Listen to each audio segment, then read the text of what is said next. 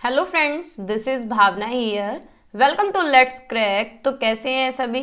I hope आप सब अच्छे होंगे। सीटेट का नोटिस तो रिलीज़ हो ही गया है, सभी को पता है। तो फॉर्म भी फिल आप लोग कर रहे होंगे, कर दीजिए। जैसे जैसे फॉर्म फिलअप करेंगे इसी तरीके से आपका पेपर होगा। स्टार्टिंग में फॉर्म फिल करेंगे तो स्टार्टिंग में पेपर होगा और एंड तक करेंगे तो एंड में ही जाके आपका पेपर होगा। 1 महीने तक सीटेट का एग्ज़ाम चलता है और 1 महीने से ज़्यादा भी चल सकता है, डिपेंड करता है कि बच्चे कितने हैं। ठीक है, तो हम करेंगे आज सीटेट में सीडीपी के क्वेश्चंस की सीरीज आज से स्टार्ट हो रही है। क्वेश्चंस प्रैक्टिस करेंगे डेली बाय डेली। आज 20 क्वेश्चन रखे हैं, आगे आगे क्वेश्चंस बढ़ा लेंगे। तो जितने भी ऑनलाइन में क्वेश्चंस कराए आए हैं, पेपर हुए हैं अब तक ऑनलाइन में 2 बार अब तक ऑनलाइन एग्जाम हो चुका है। तो जितने भी पेपर हुए हैं, जितने भी क्वेश्चंस हैं, वो सारे हम प्रैक्टिस कर लेंगे। तो अगर चैनल पे नए हैं तो सब्सक्राइब कर ले लेट्स क्रैक को, क्योंकि अब क्लासेस रेगुलर बेसिस पे चलने ही वाली हैं। प्रैक्टिस सेशन भी चलेंगे, यानी क्वेश्चंस भी प्रैक्टिस में आपको कराऊंगी और थ्योरी भी कराऊंगी। सीडीपी कराऊंगी मैं, हिंदी पेडागोजी आप लोगों को कराऊंगी, इंग्लिश पेडागोजी कराऊंगी, जो कि मैंने पिछली बार कराया था वही दोबारा से कराऊंगी अच्छे तरीके से, और ईवीएस का कंटेंट प्लस पेडागोजी। ठीक है, ये सारा करेंगे हम। और क्या हो गया, और जो सेकंड पेपर है उसकी साइंस पेडागोजी करेंगे, जो कि हमने पिछली बार भी की थी। ठीक है, अब की बार और अच्छी तरीके से कर लेंगे। बाकी जो लोग बीएड कर रहे हैं वो सेकंड चैनल को भी सब्सक्राइब कर लें, कॉलेज विद भावना को, क्योंकि यहाँ भी क्लासेस चली हुई हैं। बीएड के एग्ज़ाम हैं 22 तारीख से। ठीक है, सीसीएस यूनिवर्सिटी के। तो स्टार्ट करते हैं। ये इंस्टाग्राम है, फॉलो कर सकते हैं आपको कुछ भी पूछना या कहना हो तो। ठीक है, बाकी जो इसकी पीडीएफ है, जितना भी कंटेंट मैं कराऊंगी उसकी पीडीएफ आपको टेलीग्राम पे मिलेगी। टेलीग्राम है लेट्स क्रैक 1623 ऑफिशियल के नाम से, तो वहाँ भी ज्वाइन कर सकते हैं आप। डिस्क्रिप्शन में आपको लिंक मिल जाएगा।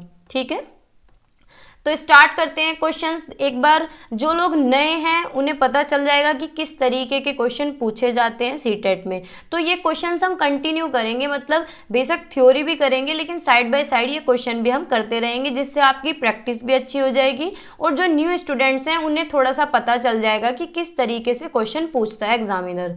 ठीक है, तो क्वेश्चन नंबर फर्स्ट है, teacher should not restrict themselves to examples which depict women as nurses, teachers and men as doctors and pilot as this leads to, यानी अध्यापक को उदाहरण देते हुए महिलाओं को नर्स व अध्यापिका दिखाने में तथा पुरुषों को डॉक्टर या पायलट दिखाने तक सीमित नहीं करना चाहिए। इससे क्या चिन्हित होता है, यानी अगर टीचर बता रहा है कि नर्स का एग्जाम्पल आ रहा है, नर्स का कोई टॉपिक आ रहा है, तो बता रहे हैं लड़कियां नर्स बनेंगी। डॉक्टर के लिए किसे इंडिकेट कर रहे हैं, लड़कों को। पायलट के लिए किसे इंडिकेट कर रहे हैं, लड़कों को। तो ये एग्जाम्पल क्या चिन्हित करते हैं, क्या बताते हैं हमें? जेंडर एम्पावरमेंट यानी जेंडर सशक्तिकरण, जेंडर स्टीरियोटाइप रूढ़िबद्धता, या जेंडर स्टीरियोटाइप फ्लेक्सिबिलिटी रूढ़िबद्धता लचीलापन, या फिर जेंडर कॉन्स्टेंसी जेंडर समरूपता। तो बताइए कौन सा ऑप्शन होगा। देखो, सशक्तिकरण तो कुछ नहीं हो रहा है, जेंडर को बढ़ावा तो मिल नहीं रहा है, ना इक्वलिटी मिल रही है। यहाँ क्या हो रहा है, रूढ़िबद्धता दिखाई जा रही है, यानी पुराने जमाने से जो सोच चली आ रही है उसी को टीचर बता रहा है कि लड़के पायलट बन सकते हैं, लड़कियां नर्स बन सकते हैं, या फिर जैसे कि एग्जाम्पल ले सकते हैं कि लड़कियां घर का काम करेंगी और लड़के बाहर जाके ऑफिस में काम करेंगे। तो ये क्या है, जेंडर स्टीरियोटाइप है, यानी जेंडर रूढ़िबद्धता। ठीक है, इसे जेंडर बायसनेस भी हम कहते हैं, जेंडर बायसनेस या फिर जेंडर स्टीरियोटाइप। ठीक है, नेक्स्ट क्वेश्चन पे चलते हैं। Question number 2, in Howard Gardner's theory of multiple intelligence, if a person has a skill of understanding the motives feelings and behaviours of other people she is said to have, यानी Howard Gardner के अनुसार अगर किसी के अंदर ये कौशल है कि वो दूसरों के मोटिव्स को समझ लेता है कि उसका क्या मोटिव है, क्या उद्देश्य है, क्या उसकी फीलिंग्स हैं, दूसरे के बिहेवियर को समझना, तो वो कौन सी बुद्धि उसके अंदर पाई जाती है हावर्ड गार्डनर के अनुसार। तो इन्होंने 8 तरह की बुद्धि पे बात की है, उसमें से एक कौन सी होगी बताइए। इंट्रापर्सनल इंटेलिजेंस यानी व्यक्तिगत बुद्धिमत्ता, एक्सपीरियंशियल इंटेलिजेंस यानी अनुभवजन्य, सोशल इंटेलिजेंस यानी सामाजिक बुद्धि, या फिर इंटरपर्सनल इंटेलिजेंस अंतर्वैयक्तिक बुद्धि। तो जो दूसरों को समझते हैं, जो दूसरों की फीलिंग्स को समझते हैं, दूसरों के मोटिव्स, दूसरों के बिहेवियर्स को समझते हैं, उसे बोलते हैं इंटरपर्सनल इंटेलिजेंस। ठीक है, ये दो इंटेलिजेंस है, इसमें कंफ्यूज मत होना, इंटरपर्सनल और इंट्रापर्सनल। इंटरपर्सनल यानी दूसरों को समझना, दूसरों की भावनाओं को समझना, इंट्रापर्सनल यानी खुद को समझना, जैसे कि सदगुरु वगैरह होते हैं, महाराज जी, गुरु वगैरह होते हैं। ठीक है, तो डी ऑप्शन हमारा सही है। आगे चलते हैं, नेक्स्ट क्वेश्चन बताइए, question number 3। How can a teacher foster creative thinking, यानी अध्यापक किस तरीके से रचनात्मक चिंतन को पोषित कर सकता है, किस तरीके से क्रिएटिव थिंकिंग को बढ़ा सकता है एक टीचर। ए ऑप्शन है by keeping constant surveillance on learners, यानी शिक्षार्थियों पर सतत रूप से निगाह रखकर, कि बिल्कुल जैसे कि एग्जाम में ड्यूटी देते हैं तब बिल्कुल निगाह गड़ा के रखते हैं बच्चों पे, क्रिएटिव थिंकिंग इससे बढ़ेगी नहीं ना। बी ऑप्शन है by expecting nothing less than perfection from every learner, यानी हर किसी से ये उम्मीद रखें कि हर बच्चा बिल्कुल परफेक्ट होना चाहिए, इससे बिल्कुल भी कम कुछ ना रखें। सी ऑप्शन है by providing learners opportunities in different ways, यानी शिक्षार्थियों को समस्या के समाधान के लिए भिन्न भिन्न तरीके अपनाने के अवसर देना, कि कोई भी प्रॉब्लम है उसके अलग अलग सॉल्यूशन वो सुझा पाएं, इस तरीके के मौके देना बच्चों को। या फिर by selecting very difficult activities for learners and provide them rigid direction to follow, यानी उन्हें बिल्कुल डिफिकल्ट तो एक्टिविटी दे दें और उन्हें जो रास्ता बताएं वो भी बिल्कुल ऐसा बताएं रिजिड। तो बताइए कौन सा ऑप्शन होगा, किससे क्रिएटिव थिंकिंग बढ़ेगी। देखो क्रिएटिव थिंकिंग क्या होता है, कुछ यूनिक सोचना, कुछ इनोवेट करना, कुछ नया करना। तो कुछ बच्चा नया तभी तो कर पाएगा जब हम उन्हें मौके देंगे। ठीक है, जब हम उन्हें मौके देंगे, अलग अलग दिशा देंगे। तो सी ऑप्शन हमारा ठीक है, by provide learners opportunities in different ways, यानी अलग अलग तरीके बताएंगे, उन्हें मौके देंगे ज़्यादा से ज़्यादा। तो सी ऑप्शन हमारा यहाँ पे करेक्ट है। ठीक है,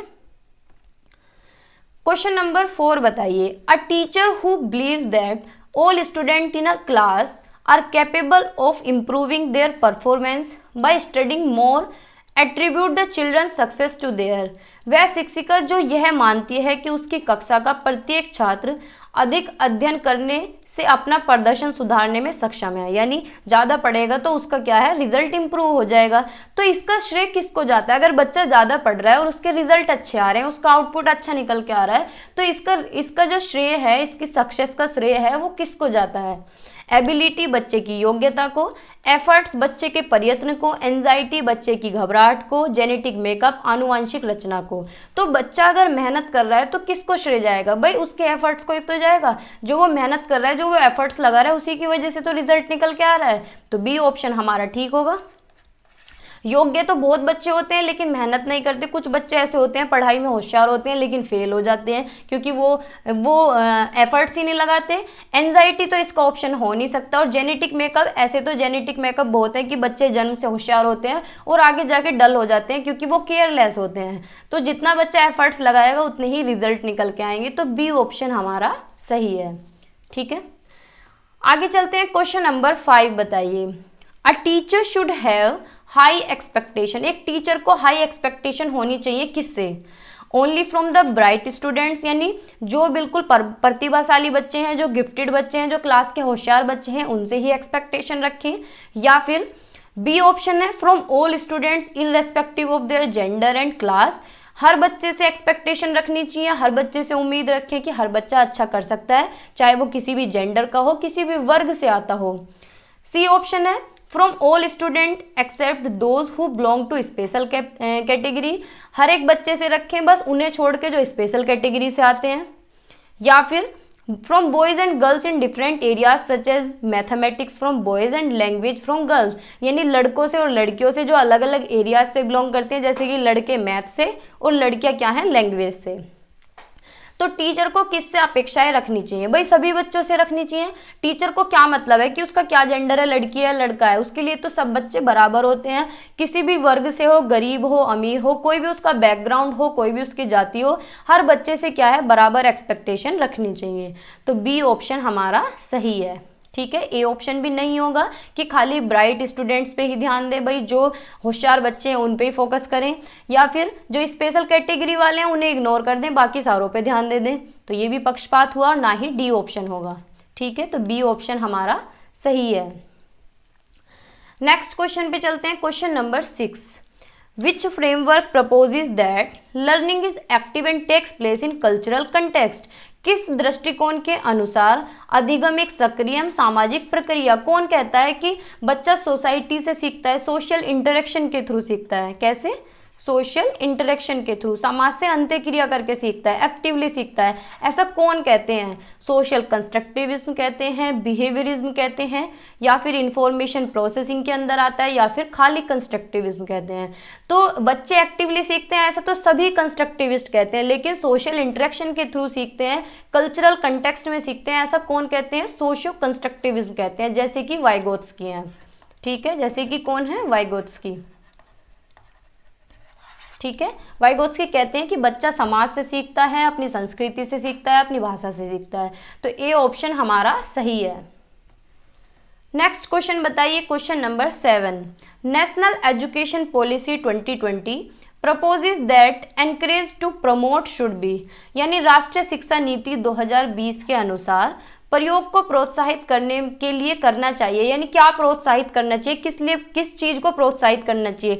रोट मेमोराइजेशन को, कि बच्चा रट्टा लगाए, इस चीज को प्रोत्साहित करें, या फिर रोट मेमोराइजेशन और क्रिटिकल थिंकिंग को, यानी दोबारा से रट्टा भी लगाए और उसकी क्रिटिकल थिंकिंग भी बढ़े, इस चीज को बढ़ावा दें, या फिर एक्सपीरियंशियल लर्निंग और क्रिटिकल थिंकिंग यानी अनुभवजन्य, यानी बच्चा क्या है?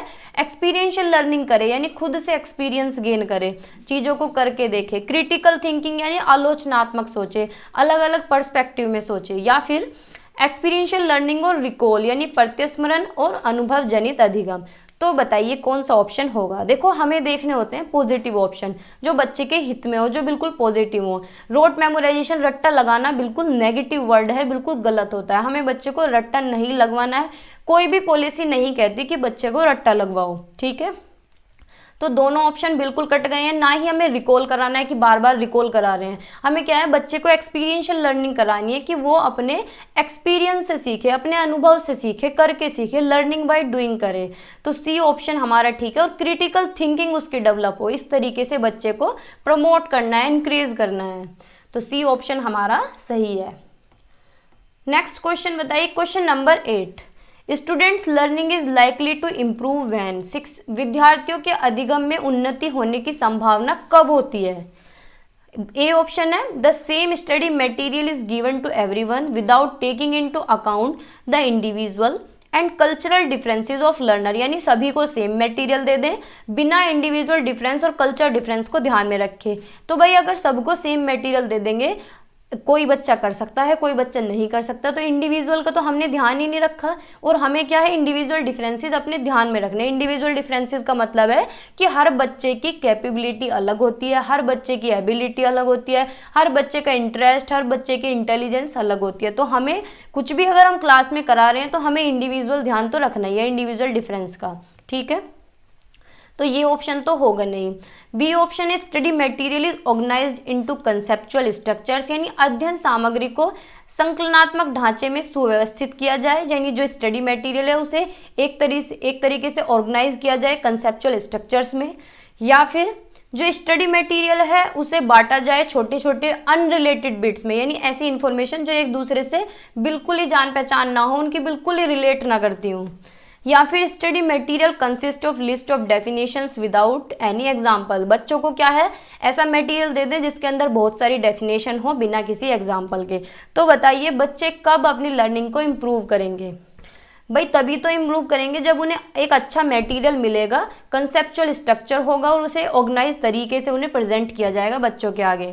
ठीक है, तो बी ऑप्शन हमारा ठीक होगा, बाकी सारे गलत हैं। अगर अनरिलेटेड बिट्स हैं तो बच्चे कंफ्यूज हो जाएंगे, और डेफिनेशन दे दी तो उन्हें फिर रट्टा मारना पड़ेगा। ठीक है, उनकी लर्निंग इम्प्रूव नहीं होगी। तो बी ऑप्शन हमारा सही है।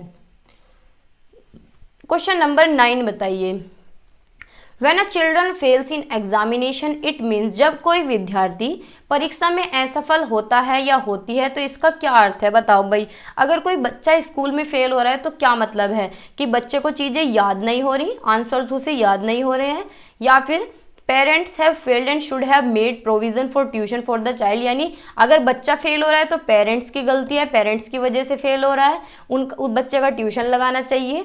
या फिर child is not fit to study in school, बच्चा स्कूल में पढ़ने लायक ही नहीं है, फिट नहीं हो रहा है, वो योग्य नहीं है स्कूल जाने के, या फिर सिस्टम हैज़ फेल्ड, ये व्यवस्था में ही कमी है। तो बताइए, जब कोई बच्चा फेल होता है तो ना उसमें बच्चे की गलती होती है, ना पेरेंट्स की गलती होती है, सिस्टम की गलती होती है कि बच्चा क्यों फेल हो रहा है, टीचर के पढ़ाने में कहीं ना कहीं कमी है, तभी बच्चा फेल होता है। तो डी ऑप्शन हमारा सही है। ठीक है, नेक्स्ट क्वेश्चन है असर्शन और रीजन वाले जो क्वेश्चन है, ये जब से ऑनलाइन एग्जाम स्टार्ट हुआ है तब से ही आने स्टार्ट हुए हैं, अब से पहले नहीं आते थे। 2021 और 22 में जो ऑनलाइन पेपर, अब तक 2 बार ऑनलाइन पेपर हुआ है, उसी में असर्शन और रीजन के क्वेश्चन देखने के लिए मिले हैं। ठीक है, 10th क्वेश्चन है असर्शन यानी अभिकथन। Children need to be provided opportunities such has manipulation of object, experiments, brainstorming and discussion to foster their inherent interest in meaning making, यानी विद्यार्थियों को अर्थ ग्रहण करने में अपनी स्वाभाविक रुचियों को पोषित करने के लिए अवसर मिलने चाहिए, कि बच्चों का क्या है, जो बच्चे का इंटरेस्ट है उसे पोषित किया जाए, इस तरीके के बच्चे को मौके मिले कि वो तरह तरह की वस्तुओं का उपयोग करके देखे, प्रयोग और परीक्षण करे, और मानस मंथन यानी ब्रेन स्टॉर्मिंग करे, नए नए आइडियाज सुझाए और चर्चाएं करें। ठीक है भाई, रीज़न क्या है, कारण है क्योंकि लर्निंग जो है वो एक्टिवली सीखी जाती है, और उसका जो कैरेक्टर होता है यानी सामाजिक प्रक्रिया है, सामाजिक उसका क्या है, चरित्र है। ठीक है, यानी अधिगम की प्रकृति क्या है, क्रियाशील है और सामाजिक है। तो लर्निंग कैसे होती है, यानी कोई भी बच्चा अगर कुछ भी सीख रहा है तो एक्टिवली तो सीखेगा, तो दोनों ही ऑप्शन ठीक है। तो बच्चे को मौके दिए जाएं ज़्यादा से ज़्यादा कि वो चीज़ों को करके देखे, ज़्यादा से ज़्यादा परीक्षण करे, एक्सपेरिमेंट करे, ब्रेन स्टॉर्मिंग करे, यानी नए नए आइडियाज सुझाने की कोशिश करे, डिस्कशन करे। ठीक है, तो लर्निंग क्या है, एक्टिव है, तो दोनों ही ऑप्शन हमारे ठीक है। Both A and R true, R is the correct explanation of A. ठीक है, आगे चले। Question number 11, a middle school children यानी माध्यमिक स्कूल के शिक्षक को क्या करना चाहिए। ए ऑप्शन है should point out the error to the learner to show what a failure she is, यानी विद्यार्थियों की त्रुटि उसे बतानी चाहिए कि उसकी असफलता बताने के लिए बच्चे को पॉइंट आउट बताना चाहिए कि तुम्हारी गलती यहाँ हुई है, इस वजह से तुम फेल हुए हो, ऐसा करना चाहिए। या फिर tell about the errors the learner has made to the entire class to humiliate her, यानी विद्यार्थी की त्रुटियां पूरी कक्षा को बतानी चाहिए, उसे अपमानित करने के लिए पूरी क्लास के सामने उसकी बेइज्जती करें। या फिर give learners opportunities to identify their own errors and work upon them, यानी बच्चे को मौके दें और उसे खुद से पहचानने की, उसे मौके दें कि वो खुद से पहचाने कि उसकी क्या गलती हुई है, और जो गलतियां हुई हैं उन पर वो काम कर सके। ठीक है, ना कि उसे बेइज्जत करें, या फिर उसे क्लास के सामने डांटें, या फिर क्लास के सामने बताएं, या फिर उसे खुद से महसूस कराएं कि तुम इस वजह से फेल हुए हो। तो ये सारे ऑप्शन गलत हैं। सी ऑप्शन हमारा ठीक है कि बच्चे को मौके दें, वो खुद से अपनी गलतियां पहचाने, गलतियों को देखे और उस पर काम करे। ठीक है, डी ऑप्शन भी गलत है कि shame the learner so that they don't make any error in future, यानी बच्चे को क्या है, शर्मिंदा कर दें जिससे कि वो आगे गलती ना करें। ठीक है, तो ऐसा नहीं है, सी ऑप्शन ठीक है कि बच्चे को मौका देना चाहिए अपनी गलती सुधारने का। Question number 12, which of the following requires metacognitive capacities. Metacognitive क्या होता है, मेटाकोग्निटिव होता है कि हम अपनी सोच, जो हम सोचते रहते हैं उसी पे दोबारा से विचार करना कि हम सही सोच रहे हैं या गलत सोच रहे हैं। ठीक है, थिंकिंग अबाउट ओन थिंकिंग, जो हम सोच रहे हैं उसी पे दोबारा से मंथन करना। तो पढ़ते हैं ऑप्शंस क्या होंगे। Describing steps of an experiment, यानी प्रयोग के चरणों का विवरण। बी ऑप्शन है reflecting on one's own strategies of solving a problem, यानी समस्या समाधान की अपनी रणनीतियों पर चिंतन। या फिर repeat the prescribed procedure of mathematical operation, यानी मैथ का जो पूरा फॉर्मूला लगा है, जो प्रोसेस लगा है, उसे दोबारा से रिपीट करना। या फिर पूरी टेक्स्ट बुक की जितनी भी डेफिनेशन है उन्हें दोबारा से रिकॉल करना, जैसे रट्टे मारते हैं, है ना, कि फोर्स क्या है, पुश और पुल इज कॉल्ड फोर्स। ठीक है, तो ये क्या है, इस तरीके से इसे कहते हैं मेटाकोग्निटिव। तो मेटाकोग्निटिव होता है कि अपनी ही रणनीतियों पे दोबारा से मंथन करना, दोबारा से चिंतन करना। देखो बी ऑप्शन है कि समस्या समाधान की अपनी रणनीतियों पर चिंतन करना, अपनी ही स्ट्रेटेजी उन पर दोबारा से सोचना। तो बी ऑप्शन हमारा सही है। ठीक है, आगे चलते हैं। क्वेश्चन नंबर 13 बताइए। Teacher must build students capacities for problem solving by, एक शिक्षिका विद्यार्थियों की समस्या समाधान की क्षमताओं को कैसे बढ़ावा दे सकती है। एक टीचर क्या है, एक शिक्षिका विद्यार्थियों की समस्या समाधान की जो क्षमता है, जो उसके अंदर प्रॉब्लम सॉल्विंग कैपेबिलिटीज हैं, उन्हें कैसे बढ़ा सकती है, कैसे बढ़ावा दे सकती है। बाई डिस्करेजिंग क्वेश्चनिंग यानी पूछताछ को हतोत्साहित करके, अगर बच्चा क्वेश्चन पूछ रहा है तो उसे डांट दे, नहीं गलत पूछ रहे हो, आगे से मत पूछ लेना। प्रोहिबिटिंग यूज ऑफ एनालॉगीज यानी अगर कुछ एनालॉगी लगाई जा रही है तो उसे रोकना, वहीं पे उसे निषेधित करना। या फिर focusing on providing all the solution to avoid challenges यानी चुनौतियों से बचने के लिए सारे हल उपलब्ध करवाकर। या फिर promoting articulation of the students problem solving method यानी विद्यार्थी को जो समस्या समाधान के तरीकों को सुस्पष्टीकरण करके, दोबारा से स्पष्टीकरण करके, प्रोत्साहित तरीके से सुस्पष्टीकरण, यानी बच्चे को क्या है, इनकरेज करना है, उसकी जो कैपेबिलिटीज हैं, अगर क्वेश्चंस में पूछ रहा है तो उसे प्रमोट करना है, उसके मेथड्स को प्रमोट करना है और सहयोग करना है, उसके साथ खड़े रहना है, यानी डी ऑप्शन हमारा सही है। भाई ये कोई बात नहीं होती कि जो चैलेंजेस आ रहे हैं सॉल्यूशन दे दो, तो ये कोई बात थोड़ी ना होती है, इससे बच्चे की क्या बिल्ड होगा, कोई स्किल्स डेवलप नहीं होंगी। बी ऑप्शन भी गलत है और ए भी गलत है, डी ऑप्शन हमारा सही है। आगे चलते हैं, क्वेश्चन नंबर 14 बताइए, which emotion would discourage students from learning यानी कौन सा संवेग विद्यार्थियों को अधिगम में हतोत्साहित करेगा, यानी पीछे ले जाएगा, हतोत्साहित करेगा। तो प्राइड यानी गर्व, जॉय आनंद, होप उम्मीद, या फिर बोर्डम। तो भाई कौन सी चीजें सीखने में पीछे खींचेंगी बच्चे को, अगर बच्चा गर्व कर रहा है या घर के गर्व कर रहे हैं, स्कूल वाले गर्व कर रहे हैं, तो वो तो आगे बढ़ेगा। बच्चे को आनंद आ रहा है, पढ़ने में जॉय आ रहा है, तो भी भाई आगे बढ़ेगा वो तो। होप उम्मीद है कि मैं आगे जाके डॉक्टर बन सकता हूँ, टीचर बन सकता हूँ, तो ये भी अच्छी बात है, इससे भी लर्निंग अच्छी होगी। लेकिन अगर बच्चा बोरियत फील कर रहा है, बोर्डम हो रहा है, तो बच्चा क्या है, उसकी लर्निंग उसे पीछे खींचेगी, डिस्करेज करेगी। ठीक है, तो डी ऑप्शन हमारा सही है। नेक्स्ट क्वेश्चन है question number 15, growth and development of children consist of यानी बालकों में वृद्धि और विकास में क्या शामिल है, बच्चों की जो डेवलपमेंट होती है, जो ग्रोथ होता है, उसमें क्या शामिल है। क्वांटिटेटिव चेंजेस यानी मात्रात्मक परिवर्तन, क्वालिटेटिव चेंजेस यानी गुणात्मक परिवर्तन, both quantitative and qualitative, only physical changes in body structure and body size and structure. तो भाई ग्रोथ एंड डेवलपमेंट क्या है, ग्रोथ यानी वृद्धि होना शरीर की, डेवलपमेंट यानी विकास होना। तो जो वृद्धि होती है उसे तो हम माप सकते हैं, ठीक है भाई, किसी बच्चे की हाइट बढ़ रही है तो उसे हम माप सकते हैं, लेकिन जो विकास है उसे हम माप नहीं सकते, उसका क्या कर सकते हैं हम, गुणात्मक गुण देख सकते हैं, है ना, वो क्या होता है, गुणात्मक होता है, और ग्रोथ क्या है, मात्रात्मक होती है। तो दोनों ही होंगे, दोनों क्या है, both qualitative and quantitative changes, यानी सी ऑप्शन हमारा ठीक होगा। ठीक है, नेक्स्ट क्वेश्चन है question number 16, dash refers to, यहाँ डैश आएगा, refers to the complex forces of the physical and social world that influence a child's experience during the course of her development यानी कौन सा कारक भौतिक एवं सामाजिक दुनिया की जटिल शक्तियों को संबोधित करता है, जो किसी बालिका को अनुभव के उसके विकास के दौरान प्रभावित करती है, यानी डेवलपमेंट के टाइम पे जो चीज़ें इन्फ्लुएंस करती हैं हमारी लाइफ में, जो हम फिजिकल वर्ल्ड है, जो हमारा सोशल वर्ल्ड है, जहाँ हम रहते हैं, जो समाज है हमारा, तो कौन सी चीज़ें अफेक्ट करती हैं, नेचर प्रकृति करती है, या फिर हेरिडिटी, या फिर नर्चर लालन पालन, या फिर क्रोमोजोम। तो भाई हमारे डेवलपमेंट में क्या इफेक्ट करती हैं चीज़ें, हम फिजिकली सोशल वर्ल्ड में क्या चीज़ें इन्फ्लुएंस करती हैं, तो हमारा एनवायरनमेंट इन्फ्लुएंस करता है। हमें अगर अच्छा एनवायरनमेंट मिल रहा है तो हम आगे बढ़ेंगे, हम जैसा एनवायरनमेंट मिलेगा वैसे ही हो जाएंगे। फैमिली मेंबर्स इसमें बहुत इंपॉर्टेंट रोल प्ले करते हैं, जैसी फैमिली होगी, फैमिली सपोर्टिव होगी तो हम आगे बढ़ सकते हैं, सपोर्टिव नहीं होगी तो हम पीछे जा सकते हैं। तो ये किसके अंदर आता है, नर्चर के अंदर आता है। ठीक है, तो जो एनवायरनमेंट होता है वो काफ़ी हद तक क्या है, इन्फ्लुएंस करता है, ठीक है, अफेक्ट करता है हमारी लाइफ को। क्वेश्चन नंबर 17 बताइए, which of the following are primary socialising agencies for children यानी कौन सी बच्चों के सामाजिकरण की प्राथमिक संस्थाएं हैं। प्राइमरी सोशलाइजेशन होता है जहाँ से बच्चे का सामाजिकरण शुरू होता है। तो बच्चे का सामाजिकरण कब शुरू होता है, जब बच्चा बोलना चालना शुरू करता है, जब बच्चा 2-3 साल का होता है। तो उस 2-3 साल का बच्चा कहाँ रहता है, अपने घर में रहता है। तो सामाजिकरण कहाँ से शुरू हुआ, घर से शुरू हुआ। तो देखते हैं ऑप्शन, स्कूल एंड नाइबरहुड यानी स्कूल एवं आस पड़ोस, फैमिली एंड मीडिया परिवार और संचार माध्यम, नाइबरहुड एंड टीचर्स यानी पास पड़ोस एवं शिक्षक। डी है फैमिली एंड नाइबरहुड। तो देखो ऑप्शन जिस तरीके से दिए जाते हैं हम उस तरीके से ही चाहते हैं ऑप्शंस पे।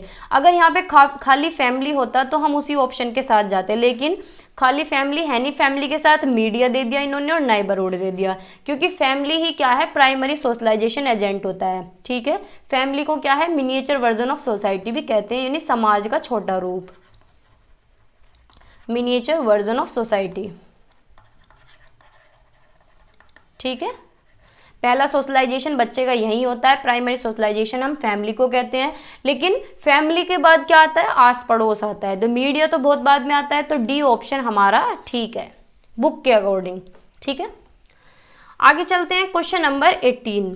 लेव Vygotsky theory of cognitive development is situated in the, यानी लेव वाइगोत्स्की का संज्ञानात्मक विकास का सिद्धांत किससे संबंधित है। लेव वाइगोत्स्की की थ्योरी मैंने अभी 10 दिन पहले भी कराई हुई है, आप लोग जाके देख सकते हैं। तो ये किससे संबंधित है, लेव वाइगोत्स्की का जो कॉग्निटिव डेवलपमेंट है जो थ्योरी है, सोशियो कल्चरल पर्सपेक्टिव से यानी सामाजिक सांस्कृतिक दृष्टिकोण से, साइकोसेक्सुअल पर्सपेक्टिव से यानी मनोनिक दृष्टिकोण से, या फिर बिहेवियरिस्टिक पर्सपेक्टिव से व्यवहारवादी दृष्टिकोण, हिस्टोरिकल पर्सपेक्टिव ऐतिहासिक दृष्टिकोण। तो भाई लेव वाइगोत्स्की की बात करते हैं सोसाइटी की, कल्चर की, लैंग्वेज की, तो इनका क्या है, सोशल कल्चरल पर्सपेक्टिव है। ठीक है, तो ए ऑप्शन हमारा ठीक है। आगे चलते हैं question number 19, second last question है। In a constructivist classroom based on पियाजे प्रिंसिपल चिल्ड्रन लर्न, पियाजे के सिद्धांतों पर आधारित एक रचनावादी कक्षा में बच्चे किस तरीके से सीखते हैं। भाई बताओ पियाजे किस तरीके की बात कहते हैं कि बच्चे कैसे सीखते हैं। भाई इमिटेटिंग अडल्ट यानी बड़ों को अनुसरण करके, बड़ों को कॉपी करके, या फिर जो बड़े एक्सप्लेन करते हैं उससे ही सीख लेते हैं, या फिर रिवार्ड के थ्रू सीखते हैं, या फिर जो खुद एक्टिविटीज़ करते हैं खुद से सीखते हैं। तो पियाजे कहते हैं कि बच्चे क्या हैं, नन्हे वैज्ञानिक है, खुद से ही सीखते रहते हैं, इस संसार में खुद अपनी नॉलेज को कंस्ट्रक्ट करते हैं, खुद नॉलेज बिल्ड करते हैं। तो ये क्या है, थ्रू सेल्फ इनिशिएटेड एक्टिविटी यानी स्वतः स्फूर्त गतिविधियों से सीखते हैं, खुद से ही सीखते रहते हैं चीज़ों को तरोड़ मरोड़ के। ठीक है, तो डी ऑप्शन हमारा सही है। रिवार्ड की बात करते हैं, बिहेवियरिज्म यानी पेवलोव, थॉर्नडाइक, स्किनर, ये कौन है, बिहेवियरिज्म। ठीक है, तो डी ऑप्शन हमारा सही है। लास्ट क्वेश्चन बताइए, in which stage of cognitive development do children begin to build on each others, play ideas, strengthen the understanding that symbols represent object, यानी सिंबॉलिक रिप्रेजेंटेशन बच्चे के अंदर इसमें होता है, लेकिन कंजर्वेशन स्किल नहीं होती है। तो ये कौन सी स्टेज है जिसमें बच्चा कंजर्व करना नहीं सीखता। कंजर्वेशन क्या होता है कि जैसे बच्चे को एक कटोरी में पानी दे रहे हैं, एक गिलास में पानी दे रहे हैं, तो बच्चा सोचेगा कि कटोरी चौड़ी है, इसमें ज़्यादा पानी आ रहा है, या फिर उसके दिमाग में आएगा कि गिलास तो लंबा है, ये तो आधा भर रहा है, तो इसमें ज़्यादा पानी। तो बच्चे के अंदर कंजर्वेशन स्किल नहीं होती। तो कौन सी स्टेज है, वो पियाजे की, जिसमें बच्चा आइडियाज़ प्रेजेंट करता है, सिम्बॉलिक रिप्रेजेंटेशन करता है, सिम्बल्स के थ्रू चीज़ें समझता है। तो सेंसरी मोटर होगी, या फिर फॉर्मल ऑपरेशनल होगी, या प्री ऑपरेशनल होगी, या फिर कॉन्क्रीट ऑपरेशनल होगी। तो भाई वो होगी प्री ऑपरेशनल स्टेज, यानी प्री ऑपरेशनल स्टेज में बच्चा क्या है, कंजर्वेशन स्किल उसके अंदर नहीं आती, कंजर्वेशन स्किल आती है कॉन्क्रीट ऑपरेशनल में। ठीक है, तो सी ऑप्शन हमारा ठीक है। तो आज की वीडियो में इतना ही रखते हैं। होपफुली आपको ये क्लास अच्छी लगी होगी। अगर चैनल पे नए हैं तो सब्सक्राइब कर लें, शेयर भी कर सकते हैं सेशन अगर आपको अच्छा लगता है। अब इसी तरीके की क्लासेस चलेंगी। आज थोड़ा सा ओवरव्यू था कि क्वेश्चन किस तरीके से पूछे जाते हैं सीटेट में।